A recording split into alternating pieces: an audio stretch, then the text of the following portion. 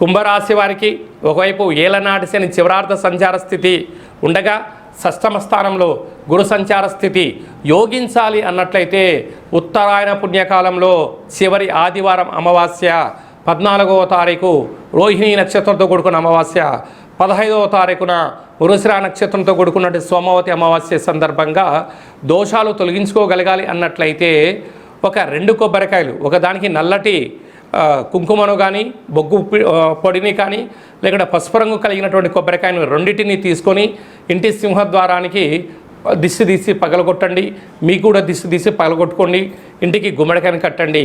అలాగే మీ కులదేవతలకు గ్రామ దేవతలకు ఇష్టదేవతలకు ఒక దాంట్లోనేమో నల్లటి దీపము మరొక దాంట్లో పసుపు రంగు కలిగినటువంటి దీపాన్ని ఏర్పాటు చేసి అన్నము పప్పు పాయసాన్ని ఏర్పాటు చేసి వీటిని ఒక 3 స్త్రీమాతలకు కానీ లేదంటే యాచకులు కానీ దానం చేయండి.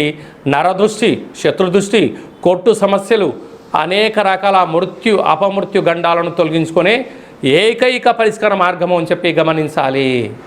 మీ వ్యక్తిగత జాతకం తెలుసుకోవాలనుకుంటున్నారా? మీ యొక్క పేరు, పుట్టినటువంటి తేదీ, నెల, సంవత్సరం, పుట్టిన సమయం రాసి ఈ కింది నెంబర్కి వాట్సాప్ను పంపించగలరు.